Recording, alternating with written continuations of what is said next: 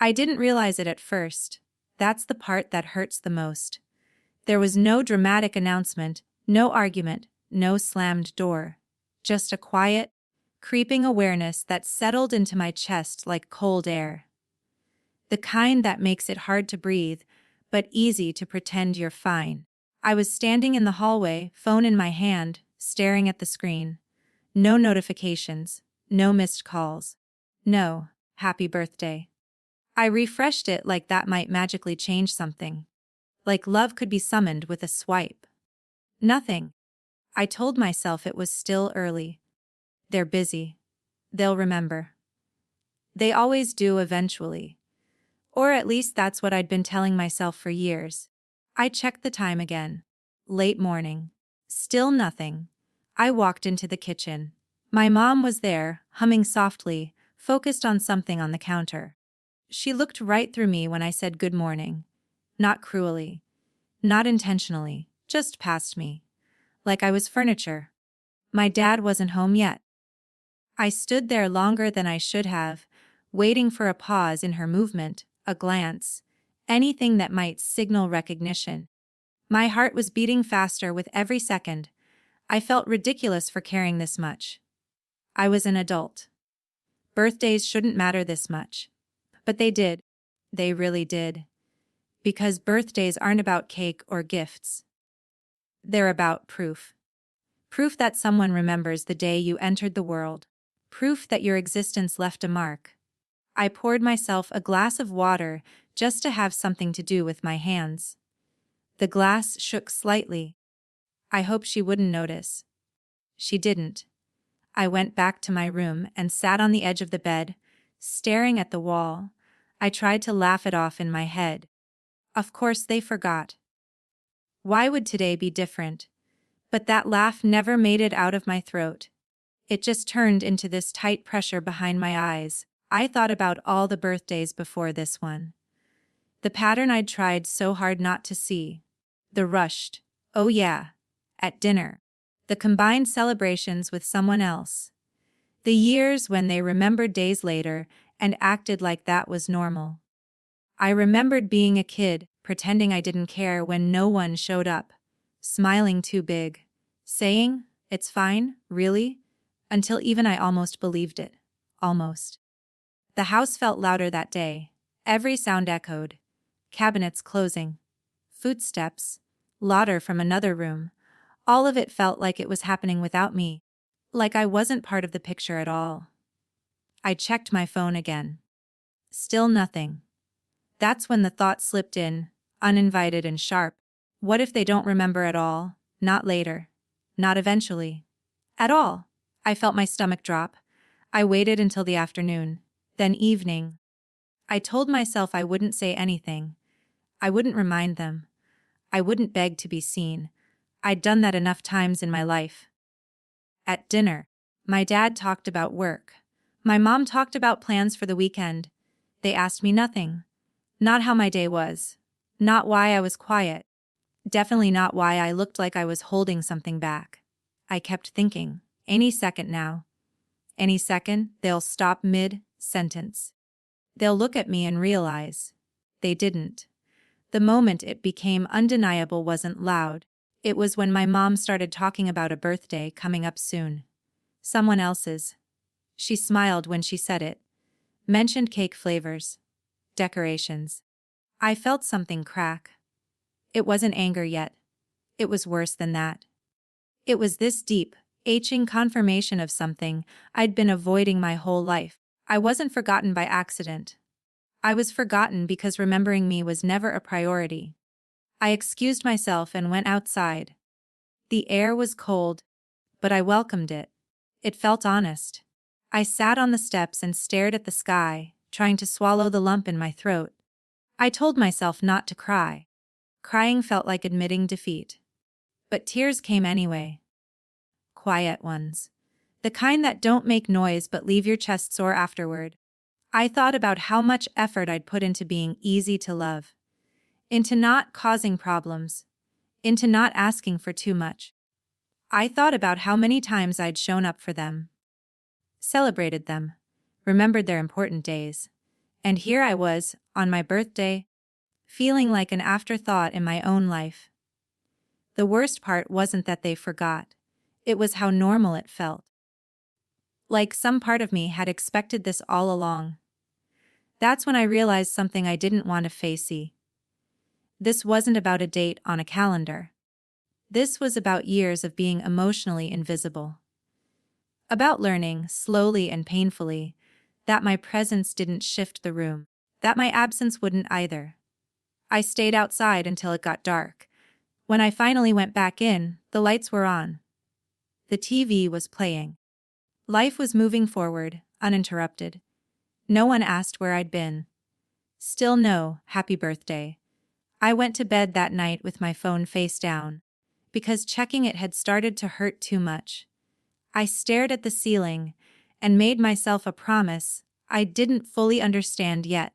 I promised myself that one day they would notice. Not because I reminded them. Not because I asked. But because they wouldn't be able to ignore me anymore. At the time, I didn't know how that would happen. I didn't know what it would cost.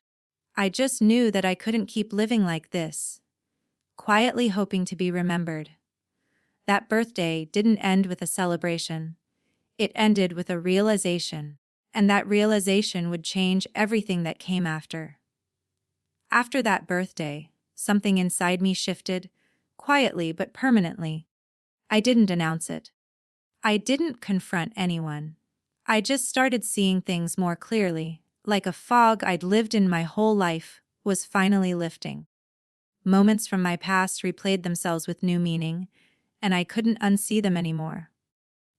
I started noticing how often I disappeared in conversations, how my words trailed off because no one was really listening, how decisions were made around me, not with me. I had grown so used to shrinking that it felt strange to even take up space in my own thoughts. Growing up, I learned early that attention was a limited resource, and I wasn't supposed to need much of it. I was the easy one, the one who didn't complain, the one who understood, and every time I swallowed my feelings to keep the peace, I taught myself that my emotions were optional. I remember sitting at the dinner table as a kid, listening to stories that didn't include me. My achievements were mentioned in passing, if at all. Someone else's problems always seemed bigger, louder, more urgent. I told myself that was just how families worked. Someone had to be low maintenance. That someone was me. When I needed help, I hesitated to ask.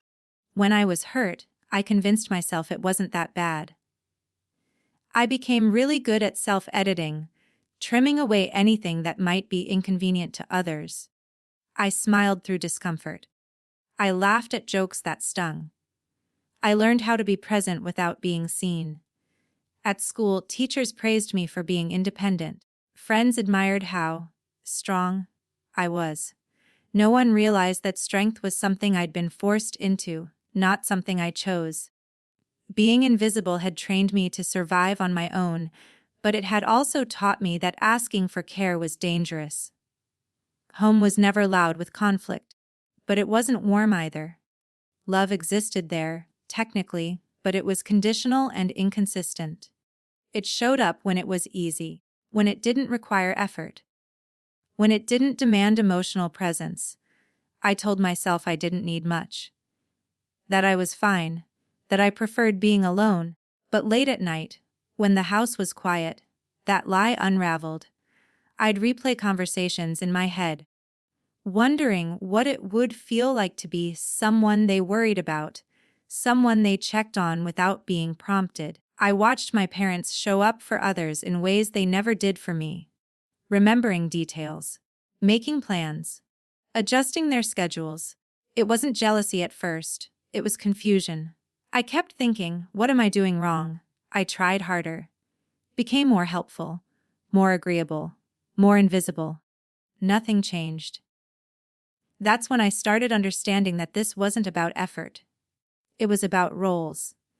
And mine had been assigned a long time ago. I was the background character in my own family story. Reliable, quiet, replaceable. The realization hurt more than anger ever could. Anger implies you expect better. This felt like grief for something I never had. For a version of childhood where I was centered, where my feelings were mirrored back to me, where being myself was enough to be remembered. I started pulling away, emotionally at first. Not out of spite, but out of self-preservation. I stopped sharing personal things, stopped waiting for validation. I learned to keep my wins to myself because sharing them only reminded me of how little they landed. It was lonely, painfully lonely, but it was also clarifying. I began to see how much of my life had been shaped by trying not to be a burden. How I chose careers, friendships, even dreams based on what wouldn't inconvenience anyone else. I had confused being low impact with being lovable. The silence around me wasn't empty. It was loud with what wasn't said, with the questions no one asked, with the support that never arrived. And over time, that silence taught me a dangerous lesson, that I was on my own. I didn't confront my parents because part of me already knew how that conversation would go. Minimization, deflection. You're too sensitive. I'd heard it all before. So instead of fighting to be understood, I started fighting to be free. I invested in myself in small, quiet ways, learning, working, planning. I stopped expecting rescue and started building an exit, piece by piece. Not from the family, necessarily, but from the version of myself that kept waiting for permission to matter. There were moments I almost broke. Holidays were the hardest. Seeing how little effort was required for everyone else and how invisible my absence would have been if I hadn't shown up, I realized I was participating in my own erasure by staying silent. But still, I stayed, because hope is stubborn, even when it hurts. That period of my life wasn't dramatic. There were no big arguments or ultimatums. Just a slow, steady understanding that I had been alone for a long time, even in a crowded room. And that understanding did something unexpected. It hardened me, not in a bitter way, but in a focused one. If I was going to be invisible anyway, I decided I would at least be unignorable someday. Not for revenge, not for validation, but because I deserved a life where my presence mattered. That was the beginning of my survival phase. I didn't know it yet, but the silence they gave me was about to become the fuel they never saw coming. Survival didn't arrive all at once. It crept in quietly, disguised as routine. Wake up, go to work, come home, repeat. On the surface, my life looked uneventful, almost boring. But underneath that calm was a constant negotiation with myself. How much longer I could keep living like this without disappearing entirely. I stopped expecting comfort from home. That was the first shift. When something good happened, I didn't rush to share it. When something bad happened, I dealt with it alone. At first, that isolation felt heavy, like carrying groceries with no one offering to help. But over time, my arms got stronger. I didn't notice the change until I realized I was no longer waiting for someone to notice I was struggling. I started working longer hours, not because anyone asked me to, but because work was predictable. Effort led to results. Results led to progress. There was a logic to it that my personal life never had. If I showed up, something happened. That alone felt revolutionary. At night, when the house was quiet and everyone else was asleep, I'd sit with my laptop open, teaching myself things no one had ever encouraged me to learn. Finance, business, skills I was never told I could be good at.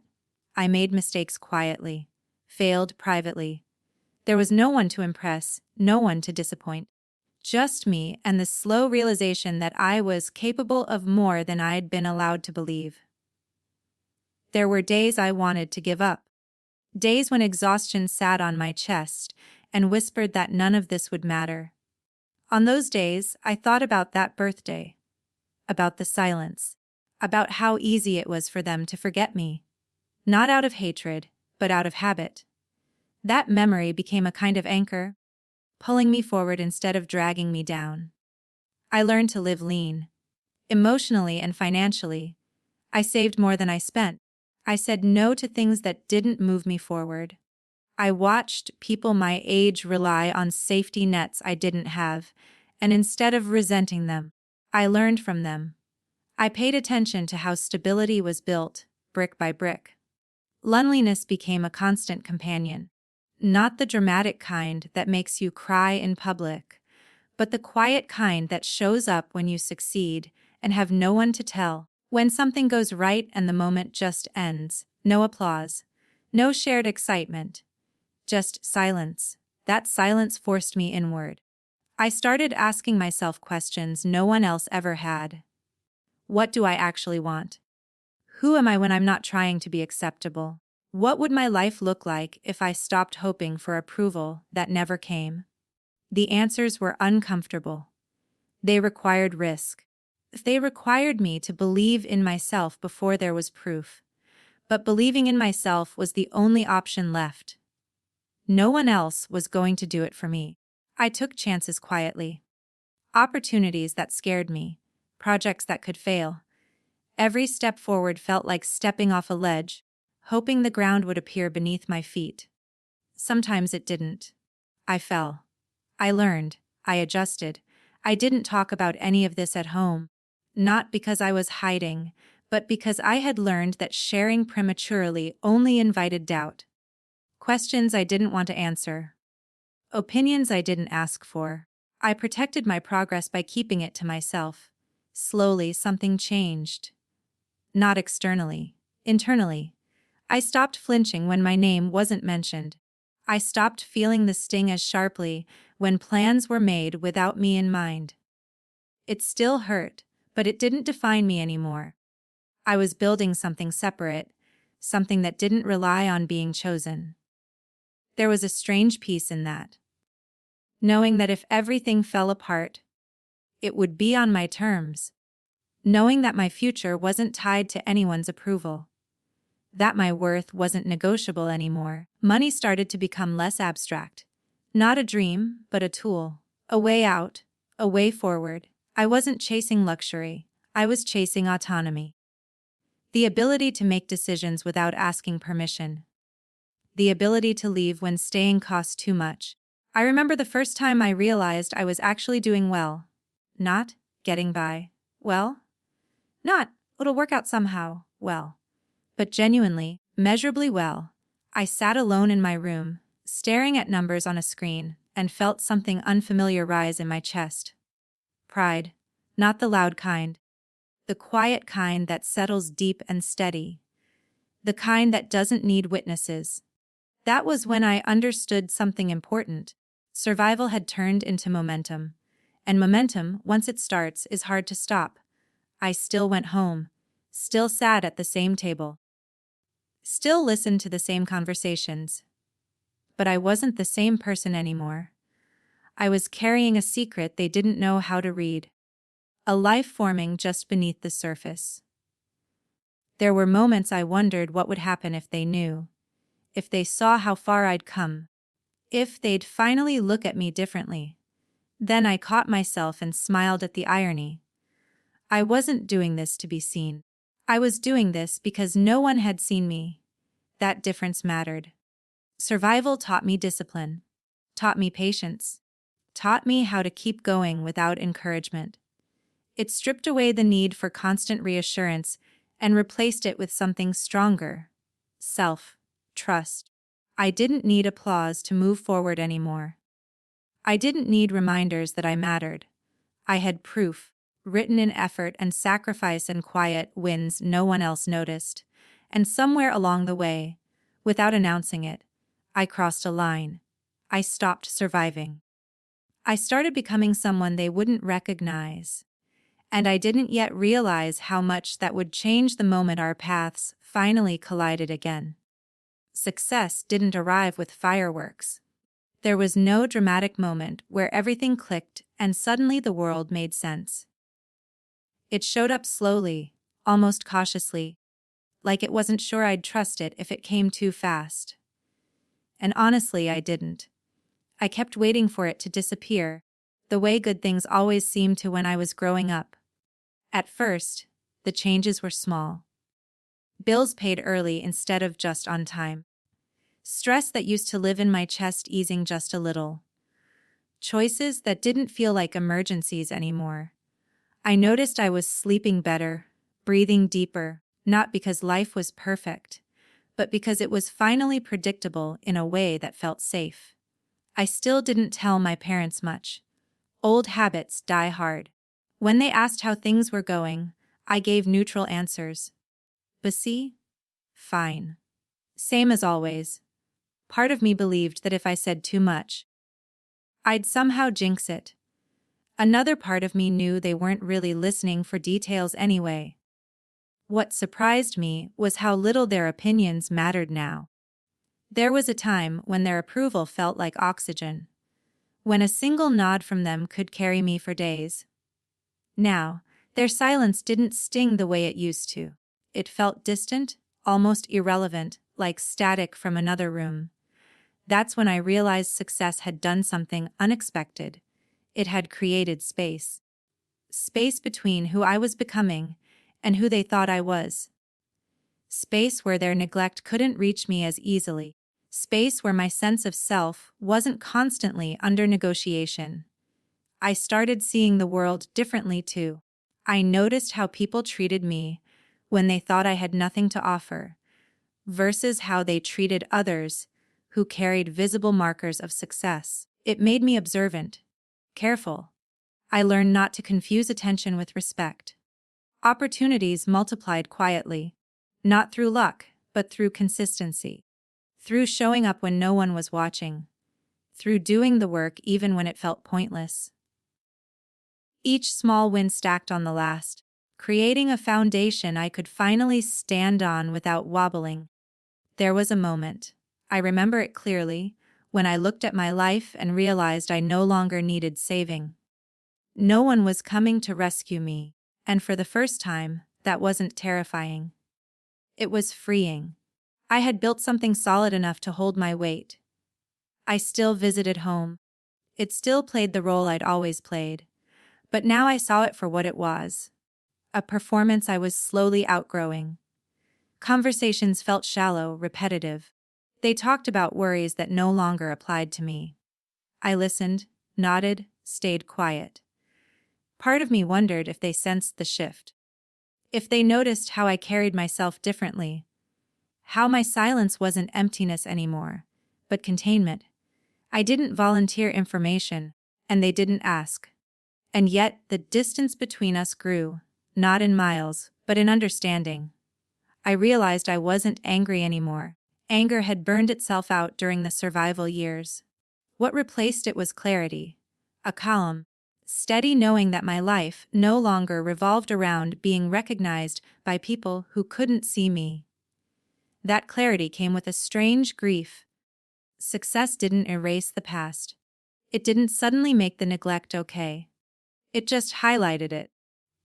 I could now see exactly how much I'd accomplished without their support. How many nights I'd pushed through alone. How many decisions I'd made without guidance. And that hurt. Because it meant I'd needed them in moments they weren't there. And no amount of success could give those moments back. I stopped fantasizing about the day they'd finally say, "We're proud of you." Not because I didn't want it, but because I accepted that it might never come in the way I imagined. Letting go of that hope was painful, but it also loosened a grip I didn't realize was choking me. I started making plans that didn't include them. Big plans. Long-term ones. Where I wanted to live. How I wanted my life to feel. Who I wanted around me. These plans weren't reactive anymore. They weren't about proving anything. They were about alignment. That's when I understood something important. Success wasn't about showing them what they missed. It was about showing myself what I could become. Still, there was a part of me that wondered what would happen if our worlds collided. If they saw undeniable evidence of the life I'd built. Not numbers on a screen or vague updates, but something tangible, something visible, something they couldn't minimize or ignore. I didn't chase that moment, but I knew it was coming. Because success has a way of making itself known, whether you announce it or not. It changes how you move through the world, how you carry yourself, how you show up. And one day, without planning it, without rehearsing it, I found myself approaching their house in a way I never had before. Not as the forgotten one, not as the quiet background presence, but as someone who had arrived. I didn't know how they'd react. I didn't know what would be said. I only knew that whatever happened next, I wasn't going to shrink to make anyone else comfortable. I had already outgrown that version of myself, and the moment I pulled up would make that impossible to ignore. I didn't plan the reveal. That's what people get wrong when they imagine this moment. They think it was calculated, dramatic, fueled by revenge. It wasn't. It was almost accidental. A normal decision on an ordinary day that turned into something irreversible the second it happened. I remember gripping the steering wheel as I turned onto their street, my heart beating faster than it had any right to. Not from fear, at least not the old kind, but from the weight of what I knew they were about to see. The engine hummed beneath me, smooth, controlled, confident, everything my life used to feel like it wasn't. Their house looked the same. Same paint. Same driveway. Same front window where I'd once stood, watching life happen without me. For a moment, that memory flickered in my mind. The forgotten birthday, the laughter meant for someone else. Then the present snapped back into focus. I slowed as I approached, and that's when I saw movement behind the window. My mom looked up first. I watched her expression change in real time. Confusion. Curiosity. Then something sharper. Her eyes followed the car as I pulled into the driveway, the sunlight catching the curves, the color, the unmistakable presence of it. I parked. Turned off the engine. Silence. I stepped out, and the air felt different, heavier, charged, like the moment before a storm breaks. I heard the front door open before I even reached it. My dad stood there, frozen. His eyes moved from my face to the car and back again, like his brain was struggling to connect the two images. For a second, no one spoke. That second stretched longer than any argument ever had. "Is that yours?" he finally asked. Not, "How are you?" Not, "When did you get here?" Not even my name. Just that. I nodded. Calm. Grounded. The way I'd learned to be when I stopped seeking permission to exist. Something shifted in their posture immediately.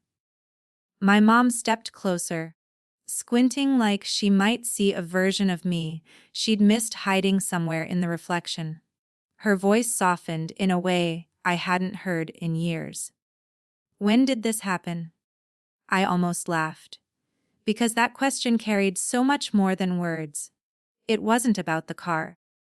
It was about everything they hadn't seen, everything they hadn't asked about, everything that had been building quietly while they were looking the other way. "A while ago," I said. Inside the house, the energy was different. Suddenly, there were questions. Real ones. Too many of them. "What do you do now? How long has it been going this well? Why didn't you tell us?" I sat there, listening, answering selectively, watching something unfold with unsettling clarity. They were meeting me for the first time. Not the quiet one. Not the easy one. Not the one who didn't need much. This version of me demanded attention without asking for it. I noticed how their tone changed. How my dad leaned forward when I spoke. How my mom nodded a little too eagerly, as if agreement might bridge the distance between who they thought I was and who I clearly wasn't anymore. They started filling in blanks I hadn't offered. Rewriting timelines. Finding ways to insert themselves into my success without realizing it. "We always knew you'd do something big," my mom said at one point, smiling like this was a shared victory. That smile hurt more than any forgotten birthday ever had. Because it confirmed what I'd suspected all along. They hadn't changed. The circumstances had. I felt strangely calm as I listened. No anger, no satisfaction, just awareness. This was what visibility did. It altered the narrative. Suddenly, my silence was interpreted as humility, my distance as focus, my absence as independence. No one apologized. No one acknowledged the years of being unseen. They didn't need to. Their reactions said everything. They showed pride now. But it wasn't rooted in understanding. It was rooted in optics. In the relief of being connected to something impressive. In the comfort of saying, "That's my child." Now that it carried weight, I realized then that the reveal wasn't about proving them wrong. It was about proving myself right. Right about why I'd stopped explaining. Right about why I'd kept things private. Right about why my growth had happened far away from their gaze. As I stood to leave, my dad walked me to the door. He paused, hand on the frame, looking almost uncertain. "You should come around more," he said. "We'd like that." I nodded politely. Outside, I glanced back at the car before getting in. It wasn't about the price. It never was. It was about what it represented. A life built without applause, without reminders, without being remembered on birthdays. I drove away slowly, the house shrinking in the mirror. For the first time, I understood something clearly. Being seen doesn't always mean being known. And sometimes, the most powerful reveal isn't what you show others. It's what you finally see for yourself. The aftermath wasn't dramatic. There were no tearful apologies, no late-night phone calls filled with regret. What came instead was something quieter, and in some ways, more revealing. A shift in behavior. A subtle rewrite of the rules. Like everyone silently agreed that things were different now, even if no one dared to say why. Messages started coming more often. Casual check-ins that felt unfamiliar. Invitations that used to be afterthoughts suddenly arrived early, phrased carefully. I noticed the effort, and that's what made it uncomfortable. Because effort, when it arrives late, carries questions with it. I responded politely. Briefly. Not out of spite, but because I was paying attention to how I felt. And what I felt was distance, not coldness, not anger, just space. The kind of space that forms when you've outgrown a room and can't shrink yourself back into it. When I visited, the dynamic had changed. My opinions were asked for now, listened to, even deferred to. I watched my parents adjust their tone around me, choosing words more carefully, as if I might take them somewhere new if they said the wrong thing. That awareness was strange. It confirmed something I'd spent years denying. That power, not love, had reshaped the relationship. That visibility had altered my value in their eyes. And once you see that, you can't unsee it. They spoke about my future with pride now, telling stories to relatives that made me sound like a prodigy they'd guided all along. I stood there, listening, recognizing fragments of truth woven into a narrative that wasn't mine. It wasn't malicious. It was protective. For them. I didn't correct it. I didn't need to. Because the consequences of that rewrite weren't about what they said. They were about what I felt. And what I felt was clarity. I no longer wanted their validation. That realization landed softly but firmly. Like setting down a heavy bag you didn't realize you'd been carrying for years. I stopped hoping for acknowledgement of the past. Stopped waiting for accountability. Not because it wasn't deserved, but because my peace mattered more. There was grief in that choice. Real grief. Mourning the parents I wished I'd had. Mourning the conversations that would never happen. Mourning the version of me that kept waiting for a different ending. But grief, unlike resentment, makes room for healing. I began redefining boundaries, not through confrontation, but through consistency. I didn't over-explain. I didn't overshare. I showed up when it felt right and left when it didn't. I let silence exist without filling it. They noticed. And they adjusted. The power shift was undeniable. But it wasn't about money or status. It was about self-possession. I wasn't seeking their approval anymore, and that changed everything. When you stop asking, people sense it. I started building my own traditions, celebrating milestones with people who showed up without needing reminders, creating a chosen family that knew my story without rewriting it. My birthdays became quieter but fuller, marked by intention instead of expectation. The irony wasn't lost on me. I had become more visible to my parents by needing them less. But that visibility came too late to shape who I was. I was already formed by absence, by solitude, by the discipline of becoming without witnesses. I forgave them, not in a dramatic declaration, but in the way you forgive a storm for passing through. Not because it didn't cause damage, but because carrying anger doesn't rebuild what was lost. Forgiveness was for me. And still, forgiveness didn't mean access. I learned that consequences don't always look like punishment.